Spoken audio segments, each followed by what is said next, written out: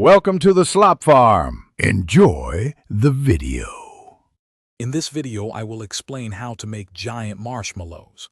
First, let's gather our ingredients.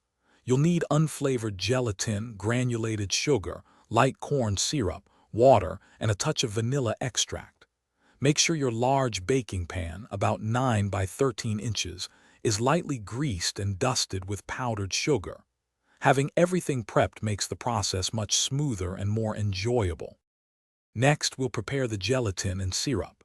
In your stand mixer bowl, sprinkle the gelatin over 1/2 cup of cold water and let it bloom for about 5 minutes.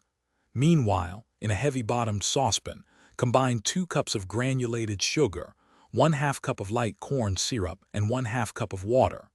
Bring this mixture to a boil, stirring until the sugar dissolves, then stop stirring. Heat the syrup to 240 degrees Fahrenheit. Now for the magic. With your stand mixer on low speed, carefully and slowly pour the hot sugar syrup into the bloomed gelatin. Once combined, increase the speed to high. Whip the mixture for 12 to 15 minutes. It will transform into a thick, glossy, and incredibly fluffy marshmallow cream. In the final minute of whipping, add 1 tablespoon of pure vanilla extract for that classic flavor. Finally, it's time to set and cut your giant marshmallows. Quickly pour the fluffy mixture into your prepared pan, spreading it evenly with an oiled spatula.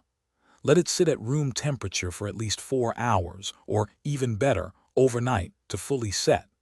Once firm, dust a sharp knife with powdered sugar and cut your giant marshmallow into squares or any fun shapes you like.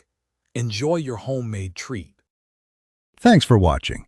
Consider subscribing if we helped you today.